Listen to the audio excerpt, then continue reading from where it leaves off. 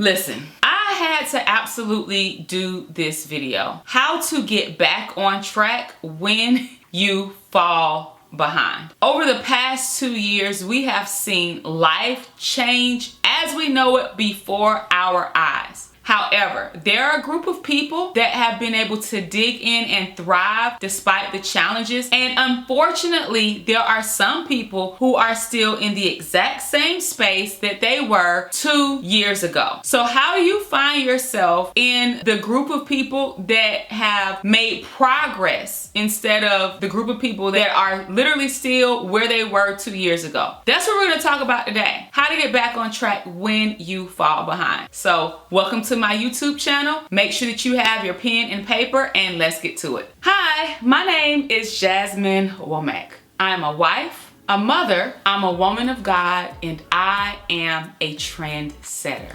I help authors, speakers, and coaches stand out as subject matter authorities on their topic and in their industry. And I do this by helping them to write and self-publish a best-selling book, and then I teach them how to turn their book into programs, courses, and premium-priced coaching communities. So I absolutely had to do this video, and I really wanted to talk about it, right? I am the CEO of the Impact Group. We have an online coaching, consulting, and mentoring company called Impact University. Impact University is comprised of all of my educational programs and live events. I absolutely love the work that I do, right?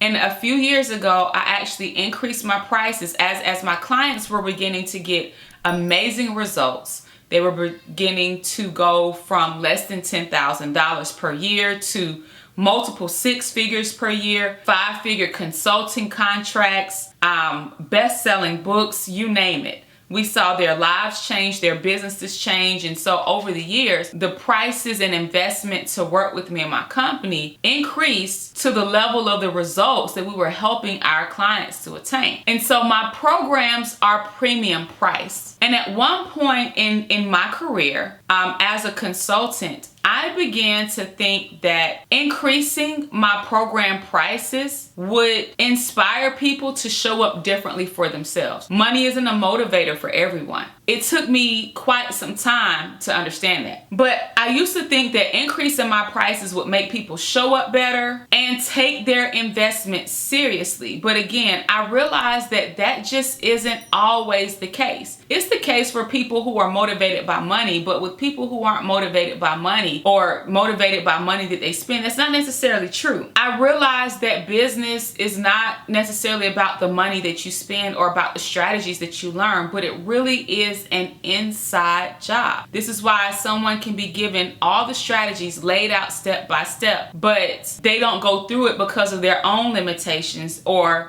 some internal battles or challenges that they're going on the inside of them. Like, I've literally met amazing people who started out great, started out excited, and they invested $10,000 to $20,000 to work with me and my team over a extended period of time. But then when life happened or when doubt crept in, they disappeared. They ignored messages, they ignored emails, and we could see through our systems that they read them and opened them. They just literally would not respond. And as a coach, in some instances, particularly in the beginning, I felt guilty because I was like, people are making this investment and yet they're disappearing. And I'm like, I felt like, was there more that myself and my team could do? And at times I felt like, well, maybe there really wasn't enough that we did to help. Despite additional support, despite, providing additional time, I just had those moments, and I think that those moments showed I was human and I really cared. But I also realized that there was nothing that I could do if someone wasn't willing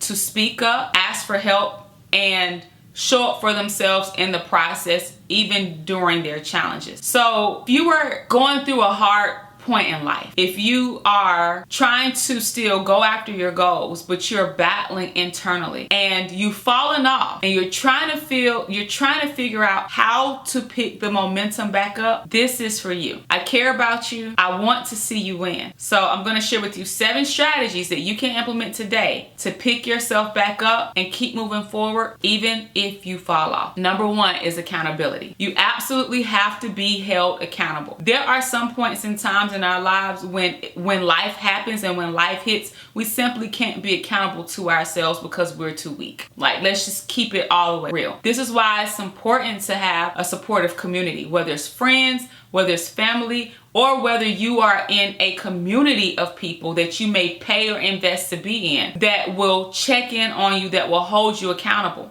right? Absolutely accountability, because when you're not showing up, somebody's going to be there to say, hey, how are you doing? Hey, let's send you, let's call you on the phone. Let's send you something in the mail. We're gonna do whatever we gotta do to try to get in contact with you. Now, at the end of the day, if you don't respond, then of course that's on you. But you can't ever say that you were all alone. For me, I have accountability partners, and my accountability partners also serve as my confidants. So I have business and spiritual accountability partners. I have my friends who I talk to every single day. We're accountability partners when it comes to business, when it comes to life, and when it comes to marriage, and making sure that we keep our spiritual walk forefront ahead of our business. We check each other. We let each other know when we're falling off or wrong. We hadn't heard from somebody. Oh, we're going to check in to see what's going on and to see how you're doing. I have an accountability partner for my morning routine. We check in every single morning. What did you do this morning? Did you do your morning routine? Did you pray? Did you journal? Did you read? Did you exercise? Right? A very quick check-in. I have another accountability partner that I actually just started being held accountable with yesterday because I want to get in the best shape of my life this year. I work out, but I was cheating on my meals. So one of my friends said that they had an accountability circle going where they would literally just text each other the meals that they would eat every single day. I said, you know what, that's what I need. And so it helps me stay on track, because I'm like, okay, I'm about to have to send a picture in for lunch. I'm about to have to send a picture in for this snack. Let me make sure that I stay on top of things. And so literally every meal I eat, I take a picture and I post it in our group. That's accountability for me. Now, in order for accountability to work, you have to be vulnerable. You have to be willing to talk. You have to be willing to discuss. And you have to be willing to be open, share your wins as well as when you fall off, because that's what being held accountable is about. It's not about being perfect. It's about having partners that are on the same path as you to help you stick to the commitments that you made with yourself. The second way to get back on track when you fall behind is to communicate. Let somebody know. Suffering in silence is a choice. And for some of us, we were taught or we trained ourselves to shut up and be quiet at an early age, or when something traumatic happened, right? But the truth of the matter is that you have been given a voice for a reason. Your voice is not only to help others, but your voice is to help you. So if you are suffering in silence and you feel like you are drowning and suffocating, reach out and tell somebody. You can't get the help that you need if you never ask for it. You can't get the help that you need if you don't let people know that you need help. Now, yes, you need to be very selective with who you communicate with, but there are people out there who will help you, even if you feel like you don't have anyone. There's one person that you know who cares. But you have to be courageous enough and get outside of yourself to ask for the help that you need. Third way to get back on track when you fall behind is to be honest with yourself. Be honest with yourself. There's no need to lie to yourself, right? There's no need to make believe or play or act like what's going on isn't going on. Be honest with yourself. This is where emotional intelligence comes in, and where you have to absolutely self-assess. How are you, and ask yourself these questions. How are you feeling? Why are you feeling this way? What has happened in your life to cause you to feel this way? What has happened in your life to bring you to this point? And here's the next question. Is this something that you can change, or is this something that you have no control over? Baby, if you can change it and if you have control over it, change it.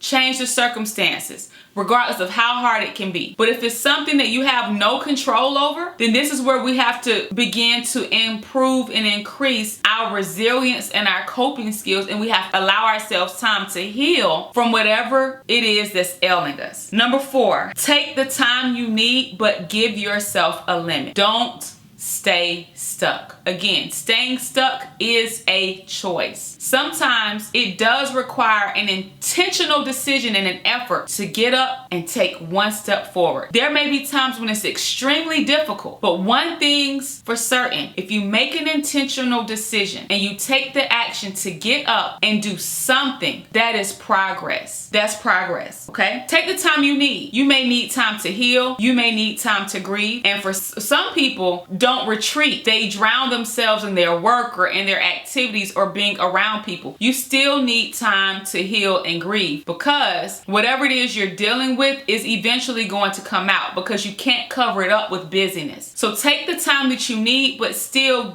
set boundaries and give yourself a limit. Like, you know what? I'm going to spend a week grieving. I'm going to spend 2 weeks, whatever that time period is. But on this date, I'm making a decision to move forward. On this date, I'm making a decision to still show up. On this day, I'm making a decision to do X, Y, and Z. I might still be hurting. I might still be healing. But I know that it is not God's will for me to stay in this space of stuck. I have a purpose on my life. And sometimes you have to speak to yourself like that. You have to confess to yourself, and you have to speak life over yourself. Speak those things that be not as though they are, and walk in it, and act in it, and execute in it, okay? Number 5, how to get back on track when you fall behind. Get emotional and mental support. This may mean that whatever you're going through may require professional support and assistance in the form of therapy. There's absolutely nothing wrong with therapy. If you need a therapist,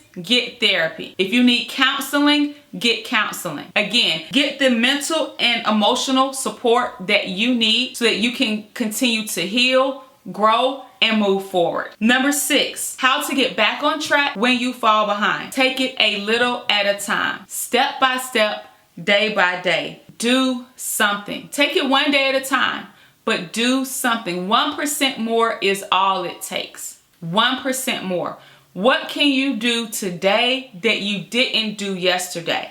What can you do today that you struggled to do yesterday? Well, you know what? At the end of a week, you've done 7 things that you weren't doing the week prior. That is progress. 1% more. And number 7, how to get back on track when you fall behind. Count your wins. This means that when you show up and you do something 1% more, give yourself a pat on the back for showing up. Give yourself a pat on the back for moving forward. There's no need for you to remain shy, to play humble. Pat yourself on the back and give yourself credit for your progress. For me, journaling helps with this. I take time to journal every single morning. You may decide to journal in the evening, but journaling at the beginning or end of the day, I'm able to actually document things that happen, things that and my responses and how I responded to them and my progresses.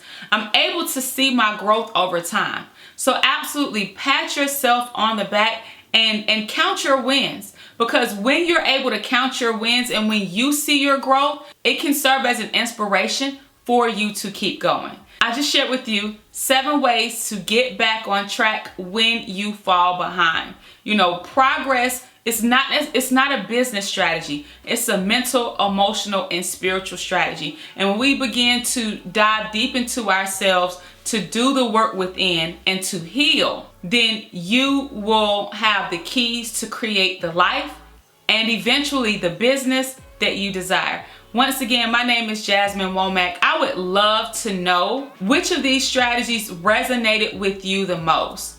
Definitely leave a comment down below. If you leave a comment, you have an opportunity to be featured on my YouTube channel. You can also tag me on Instagram at @TheJasmineWomack. I would love to hear from you, and I will see you soon.